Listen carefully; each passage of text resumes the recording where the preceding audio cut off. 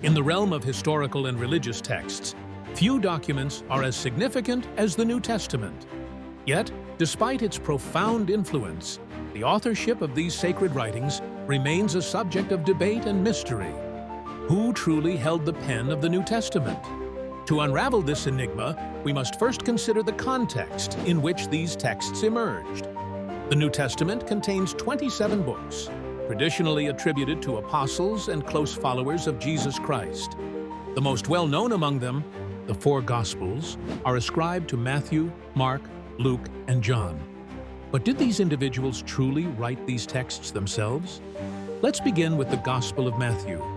Historically attributed to Matthew, a tax collector and one of Jesus' disciples, this Gospel is often considered the most Judaic in nature.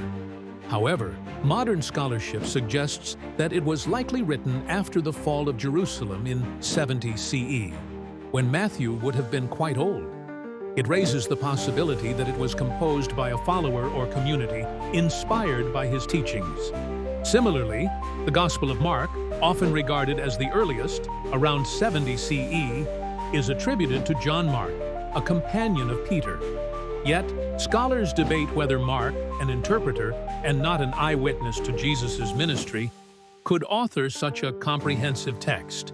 This bolsters the theory that the Gospel draws heavily from Peter's accounts, possibly written by a later disciple of Mark.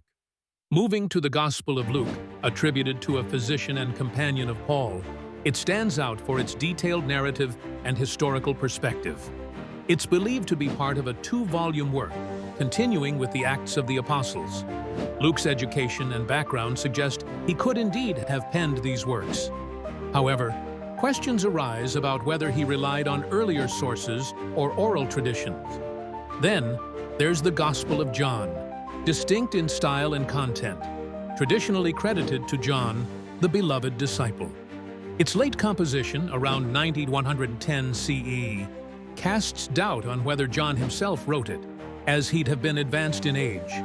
Scholars propose that a group known as the Johannine community, followers of John, may have compiled the Gospel over time. Beyond the Gospels, the New Testament includes epistles, primarily attributed to Paul. Unlike the Gospels, there's stronger evidence of Paul's direct authorship of several letters, notably Romans, Corinthians, and Galatians.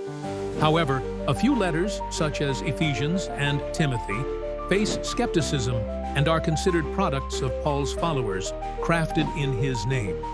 The Book of Revelation, a prophetic and apocalyptic text, is traditionally ascribed to John of Patmos. Its authorship remains contentious, with debates over whether John the Apostle and John of Patmos were indeed the same individual. In conclusion, while traditional attributions offer a glimpse into who might have held the pen of the New Testament, modern scholarship invites us to reconsider these assumptions. Whether through direct authorship or a tapestry of collaborative efforts, these texts have endured, capturing the essence of early Christianity and its transformative teachings.